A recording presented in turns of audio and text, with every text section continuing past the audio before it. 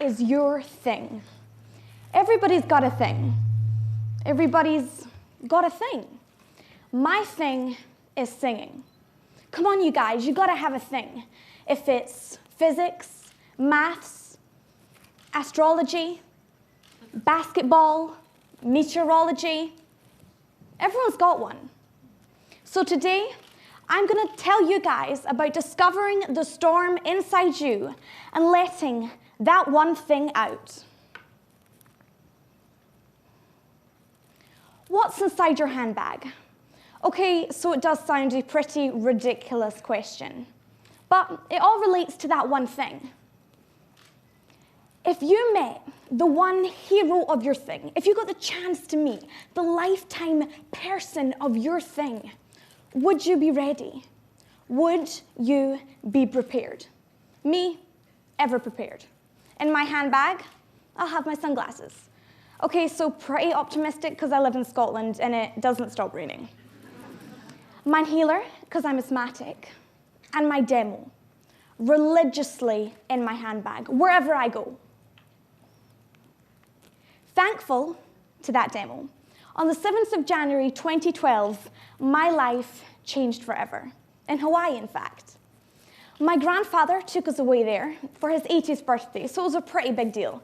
The holiday on its own was like this whole once-in-a-lifetime thing. So he got ill at the end of the holiday, and it was the day before we were leaving, so we couldn't fly. So my mum is on the net. She's trying to find a different hotel. You can imagine her. She's freaking out. Our hotel's fully booked, so we have to change hotel. So we change hotel, we get in, but it's only for one night. The one night that changed my life.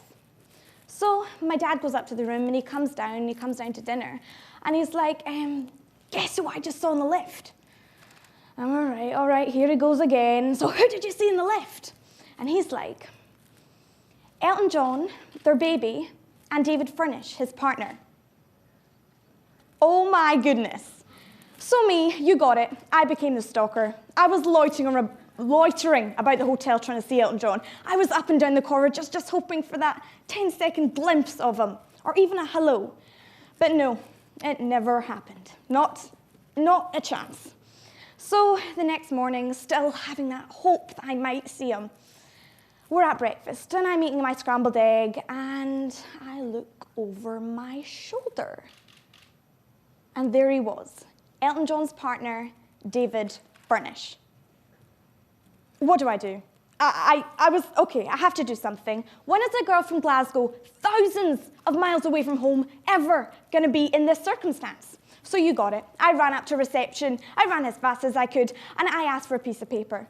I wrote a quick note, okay, so it was slightly long, addressing to Elton John, saying exactly what I'm doing. Call me optimistic. So I came back downstairs with my demo in one hand and my little brother in the other. Took him for the sympathy vote. So we marched up, and I am shaking from head to toe. I'm about to interrupt Elton John's partner, David Furnish. You don't know how these people are going to react. So I go up to him, really nervous, and I'm like, excuse me, sir, is there any way you could pass this on to Elton John? And I stood there hearing myself sing that. And I was really nervous, and he looked at me, and he was like, of course. And he asked me what I do and what kind of stuff I sing. And I was like, okay, going well. So I'm like, well, I sing jazz and soul. I'm not one of these singers with the 500 pop dancers on stage singing this whole pop ensemble. I'm all about me and a mic and singing live. And I sold it. He loved it, and he said he was going to pass it on. So that was me, done, did it, move on. I accomplished something in my holiday. So we left, and we're flying home through San Francisco airport, and my phone rings. And we're going through security, and keep in mind, I am one of 4. So you can imagine my mum. She's trying to get the Spider-Man suitcases up on the belt. She's trying to get the trunkies. She's trying to get the shoelaces untied and the jackets off. My little brother are 7 and 5, and they are completely gone off their head. And my dad is doing absolutely nothing. You got it. So I'm like, okay, my phone's ringing. What do? Do I answer? It's an American number. Security guys over here, no phones off, people. Okay, so I answer. Hi, is that Tallia? it's Elton John. Okay, so I'm kind of freaking out. I look over to my mum, and she's not interested in me on the phone, I'm disobeying rules here. But no, I'm trying to tell her that Elton John's on the phone, and I don't know what to do. So, next thing you know, the phone goes absolutely, completely flat dead. Yes, you got it, it's dead. I mean, you could have wrote the script, couldn't you?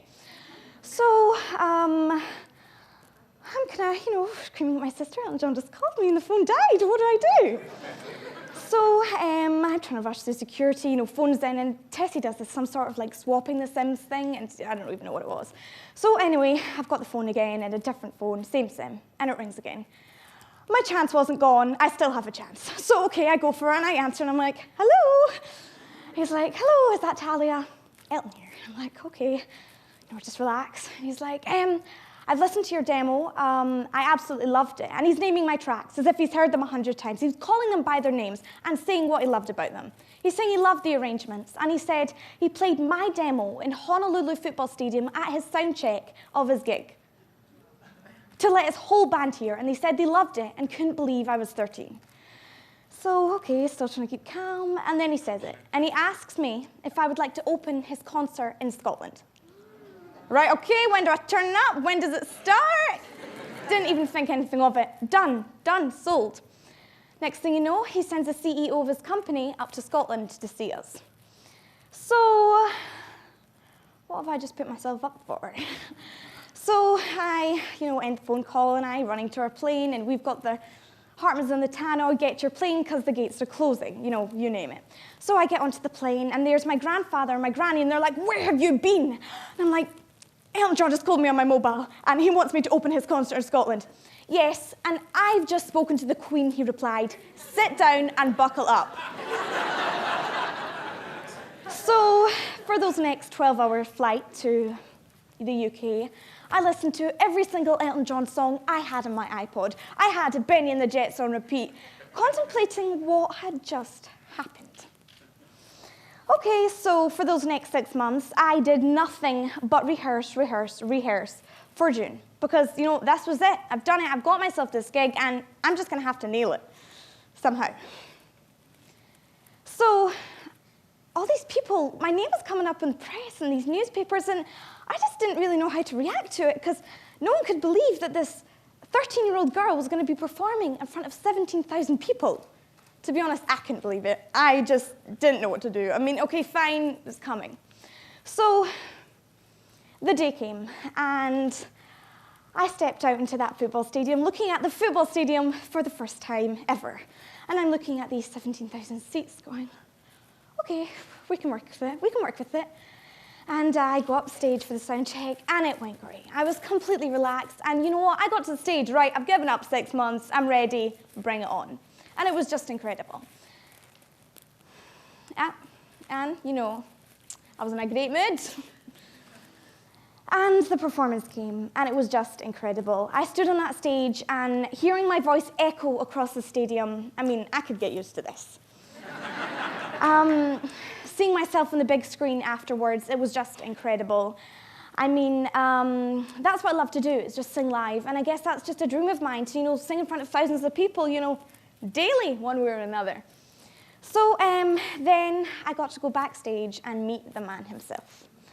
It was honestly like speaking to a god. He was so natural. The whole thing was, I am literally speechless. I didn't know what to say. I'm standing there in his dressing room, looking around, going, oh my goodness, I'm not actually here. And, what do you get the man that's just changed my life and opened all these doors for me? So, Bonnie Bling, of course. I got him these sunglasses that were kind of like jewelry. It was like on a necklace thing, and it said Tallia for Elton. He loved it, that was a conversation starter. So then I got to go and meet all his band backstage, and my granny and grandpa, they all came, and it was just incredible. It was just, the whole thing was an experience of a lifetime, and I'm just so grateful. And I feel as if I owe it to him, because he's given me this platform, and that's really what I love to do. So in the last year, it's just been crazy. I got the privilege of supporting a charity called Genes for Genes, and it's like supporting kids with genetics disorders. And I got to go out to LA and sing at the Teen Choice Awards after party. And I don't know if you can see up there, but I wore a slightly oversized bow.